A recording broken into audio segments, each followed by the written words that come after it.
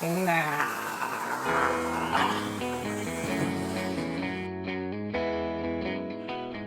guys, welcome to Digit.in, and of course I have talked quite a bit about this new PC that we're building. So where is it actually going to go? And the answer is right here. This is the CoolerMaster Mastercase H500. This has actually been a favorite case of mine for quite some time, and when we decided to build this powerful PC for a video and VFX workstation, so we figured this would be a great case to sort of go with.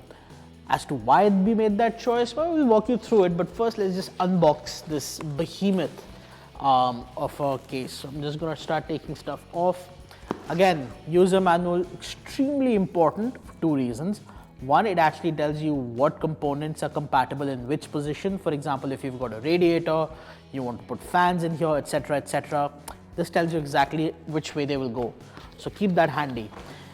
And then we have the case itself, which is packed super tight. Pull. Now, we actually just received this shipment recently, so it's packed like crazy, and I'm still gonna have to unpack it. Let's do just that. So if you guys are actually looking for a great case with good airflow, H500 makes a great choice. Only thing is that there are quite a few variants of the H500 case that are available in the market right now. So you're gonna have to kind of make up your mind as to which one you want. Do you want full RGB, addressable RGB, or are you just okay with standard RGB fans? So all of that, those choices you'll have to make, and that is actually what will determine the price of the case as well. So keeping that in mind, we chose to go with the regular H500P. This is basically got a mesh filter on the front, and it comes with also a tempered glass finish on panel, so in case you want to swap that out. So let's get rid of that and get rid of that.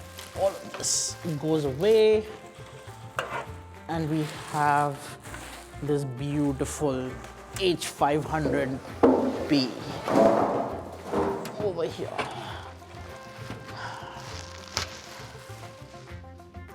Gone, all of it. All right, so this is the case, and it has a magnetic dust cover on top, which is something I really like. So a lot of things going on with this, right? So on the front, you currently have a mesh. There's tempered glass on the side, and what's really cool is the front actually has two 200mm fans that are currently set to pull air in, which is really good because we're actually air cooling our CPU. So we've got all this tempered glass, and in case you're wondering where all of the screws and fittings are at, they're actually at the bottom over here. Now let's take a look at what's over here. So as I had mentioned earlier, this actually also comes with a replaceable front cover, and this is the tempered glass panel for the front that you can actually apply. So you just have to remove the front cover over here.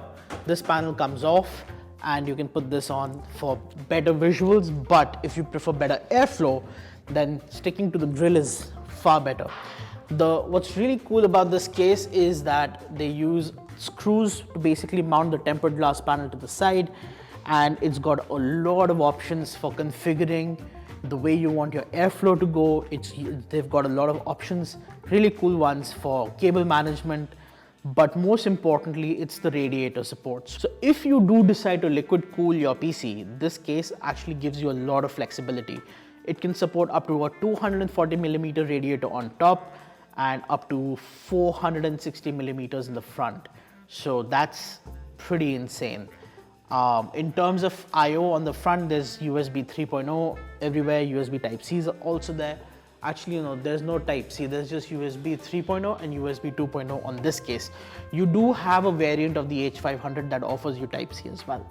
So that's a quick look at what's inside the box of the CoolerMaster H500P. Thank you guys for watching.